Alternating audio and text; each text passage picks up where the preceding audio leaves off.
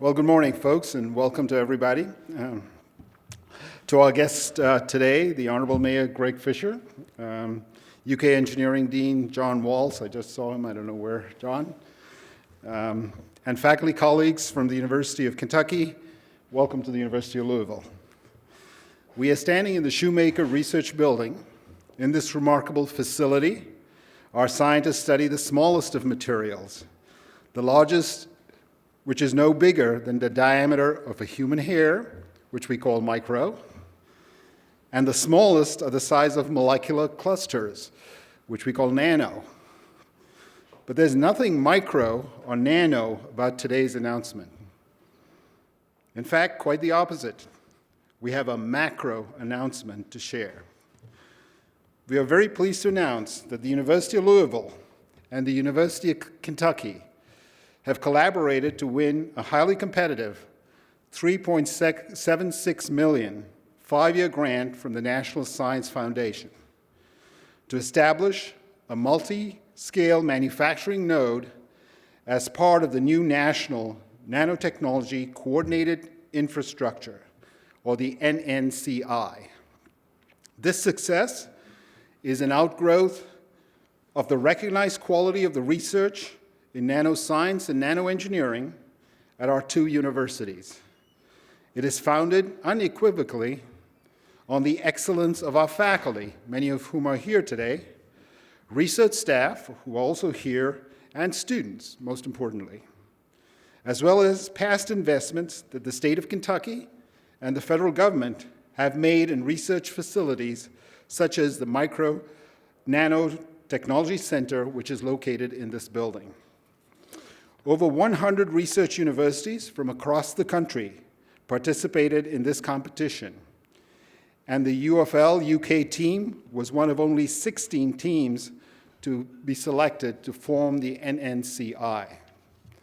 With this grant, UofL and UK will be part of a national network that will make university facilities, tools, and expertise in nanoscale science, engineering, and technology available to outside users. Through the grant, key nanotechnology and advanced manufacturing facilities at UofL and UK will form a collaborative center for academia, small businesses, and industry to make the next generation of smart products using the tiniest of materials. The grant also will allow both UofL and UK to upgrade their advanced manufacturing equipment, provide seed money for research projects in key advanced manufacturing areas, and engage more minorities and women in nanoscale science, engineering, and technology research. This project provides a significant boost to economic development and advanced manufacturing capabilities at our universities and aligns strongly with our ongoing work with the Institute for Product Realization, the IPR, in our new research park, which we are developing in collaboration with industry and with support from Metro and state government. It also once again demonstrates that faculty at UofL and UK collaborate closely and will continue to do so through this grant. Now it is with the greatest pleasure that I introduce to you Dr. Kevin Walsh. He's the Samuel T. Fife Professor of Electrical and Computer Engineering at the Speed School of Engineering and founding director of UofL's Micro Nanotechnology Center. Dr. Walsh is the principal investigator on the project, and he will now provide details on how the partnership will work. Dr. Walsh?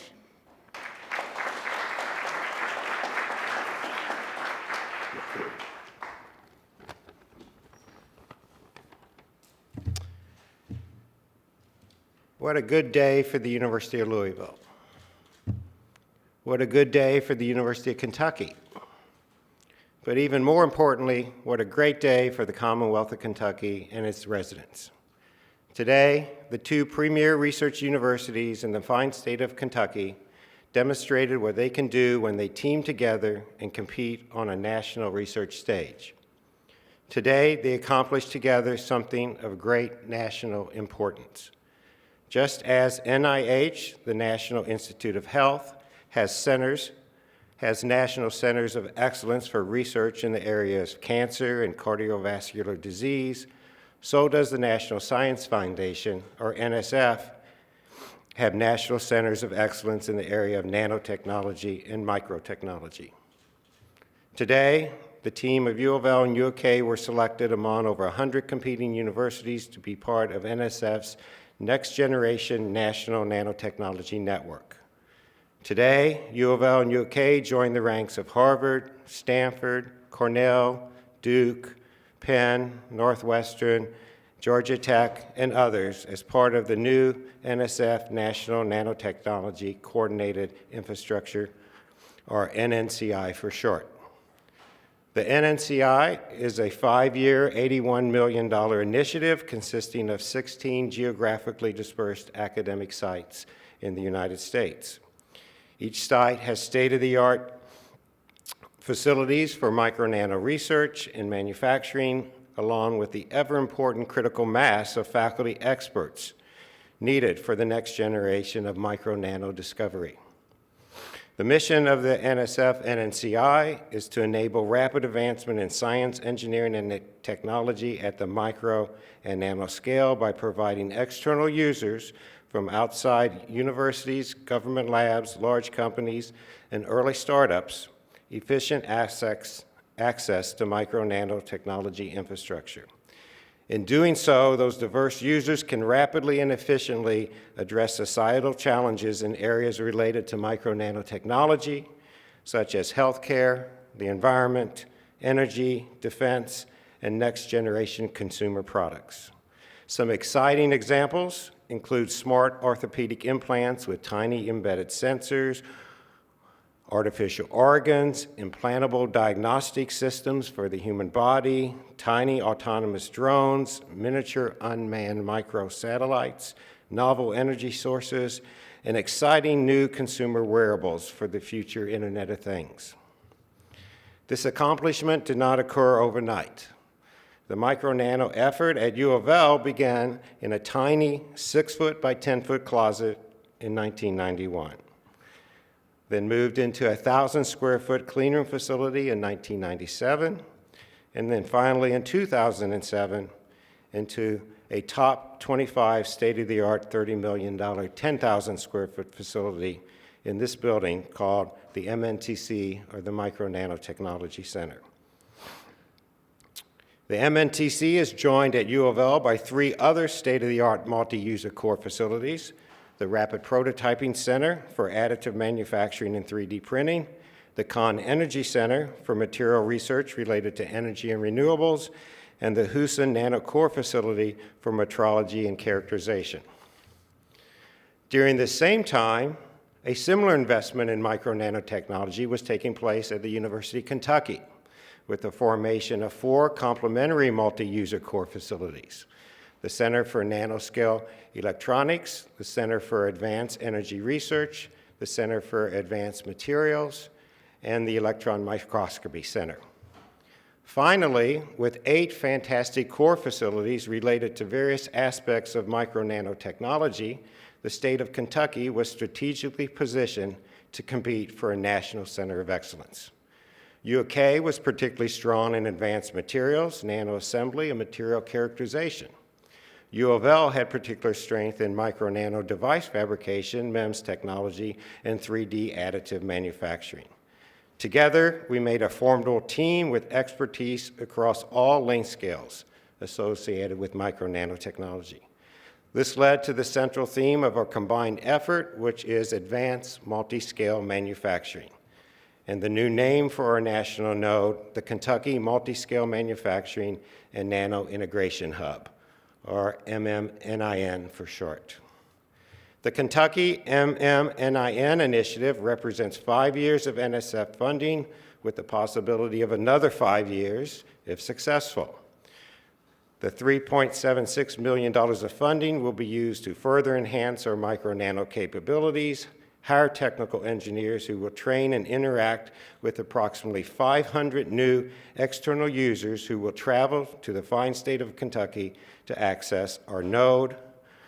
It will also provide seed funding for research in our theme area of multi-scale manufacturing and support outreach opportunities to underrepresented STEM populations, including females, African Americans, and especially first-generation college students from Kentucky. Many people have been involved in this 20-year journey to national prominence and deserve recognition. At U of L, this includes a dozen engineering faculty involved in micro and nanotechnology research, 2 university presidents, including current President James Ramsey, 3 provosts, including Dr. Neville Pinto, 4 executive vice presidents for research, including current EVPR Dr. Bill Pierce, 4 engineering deans, including Dr. John Usher, here today, several critical infrastructure awards from the NSF Kentucky EPSCoR office, and also special assistance from Senator Mitch McConnell. I wish to personally thank my nanotechnology assistant, who helped with the grant very much, and others, but her name, Anna Sanchez, and the co-PIs and senior personnel on this grant, Drs. Bruce Alphanar, Seamus McNamara, Tom Starr, Bob Cohn, Thad Druffel, and Julia Abersoff from U of L, and then especially my counterpart from the University of Kentucky, Professor Todd Hastings, here, who will speak next. With 500 expected new users from outside Kentucky, we look forward to new educational opportunities for the bright students of U of L and UK, and new economic development opportunities for the city of Louisville and Lexington. Thank you, and go Nano. All right, so with that, I'd like to introduce my colleague from UK, Professor Todd Hastings.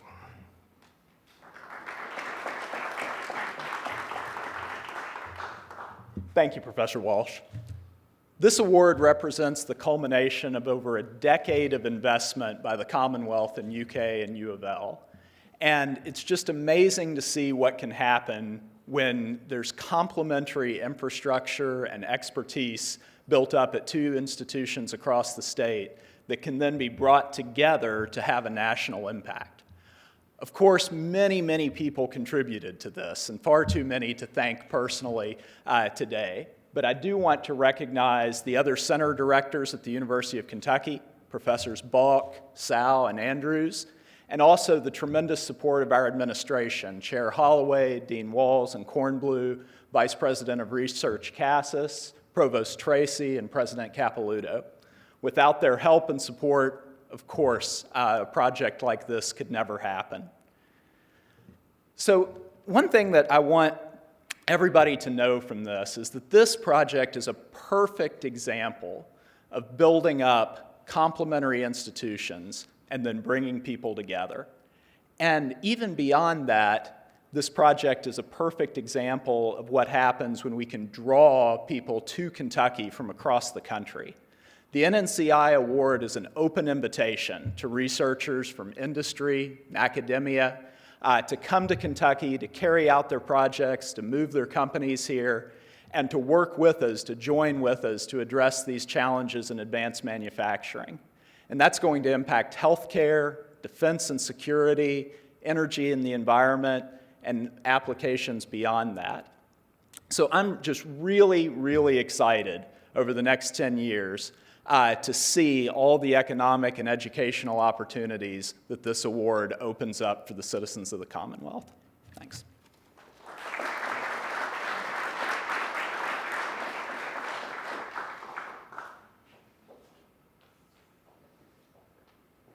Well, good morning, everybody. I'm Greg Fisher, the mayor of Louisville, and I'm really excited to take part in this announcement today.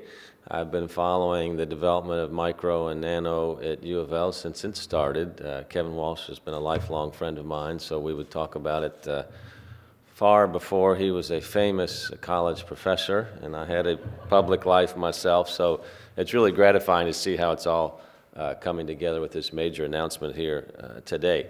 Because any great city, as everybody knows, has a great thriving university and university partnerships, city partnerships like we do with Lexington. And we took office about 4.5 years ago, and we've been talking since then about how we're transitioning to a new economy, an economy that's focused on innovation and globalization. And the announcement here today is certainly evidence, or another piece of evidence that our city is really on a roll.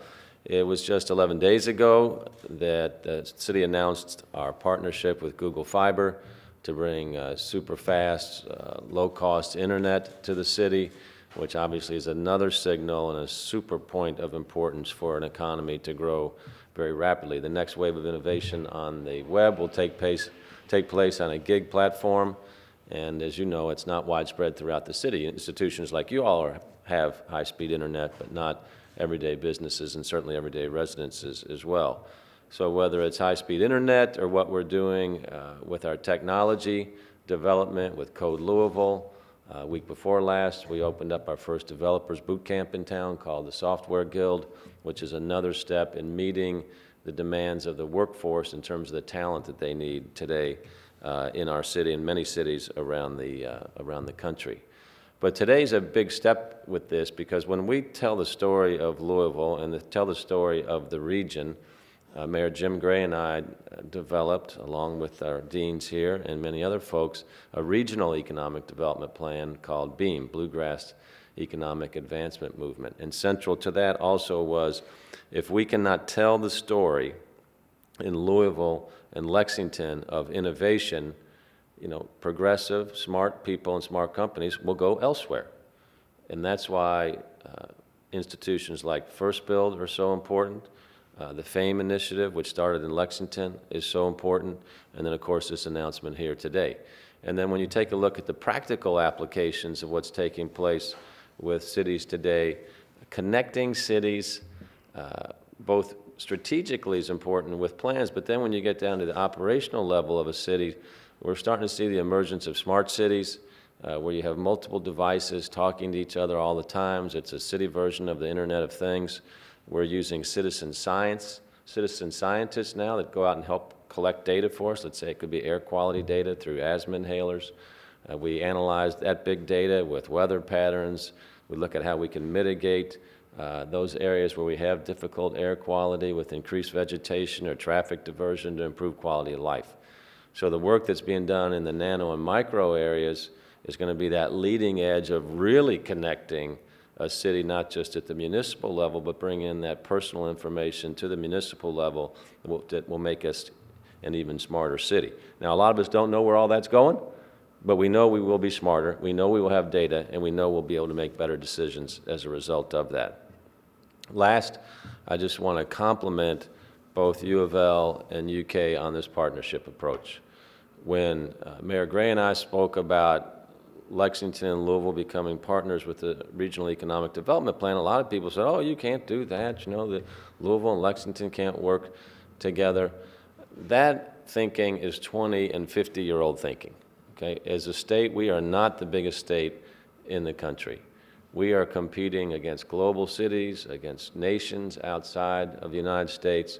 And as a smaller state, we've got to be experts at teamwork, so that we can move faster and jointly use our resources. This announcement here today is a sterling example of that. I would dare to say, Dean Walls and Dean Usher, that individually we wouldn't have been able to do this, right? But together we can. And that's smart for our citizens and smart for the Commonwealth at the same time. So congratulations to everybody for this huge announcement today. It's great for the city, great for the Commonwealth.